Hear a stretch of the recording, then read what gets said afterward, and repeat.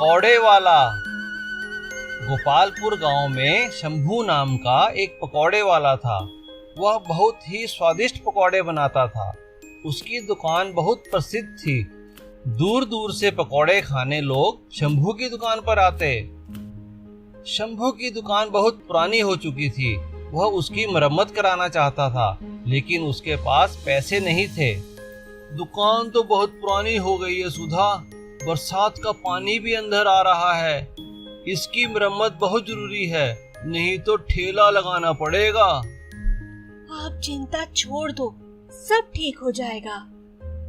शंभू एक दिन पकौड़े तल रहा था। तभी उसकी दुकान पर दो आदमी आए और पकौड़े उठाकर खाने लगे। अरे अरे अरे भाई, ये क्या कर रहे हो? कितने पकौड़े चाहिए मुझे बताओ, यूं बिना पूछे मत खाओ। चुपचाप अपना काम करो, समझे? हम जैसे चाहे वैसे खाएंगे। उन्होंने पेट भर पकौड़े खाए और बिना पैसे दिए चले गए। ये क्या तरीका है, बिना पैसे दिए चले गए, पकौड़े भी खा गए। अब हर रोज ऐसा ही होने लगा। दोनों बदमाश शंभू की दुकान पर आते, पेट भर पकौड़े खाते और चले जाते। शंभू को बहुत नुकसान हो रहा था, लेकिन उसे कुछ समझ नहीं आ रहा था कि कैसे इन बदमाशों से अपनी जान छुड़ाई जाए। दोनों बदमाश पूरे गांव में बदनाम हो चुके थे। वे हर किसी दुकान पर जाते, बिना पैसे दिए डरा धमकाकर सामान उठा लेते। एक दिन दोनों उस गांव के जमींदार के यहाँ गए। जमींदार को डरा धमकाकर उन्होंने उसकी तिजोरी खाली कर दी और वहां से चले गए।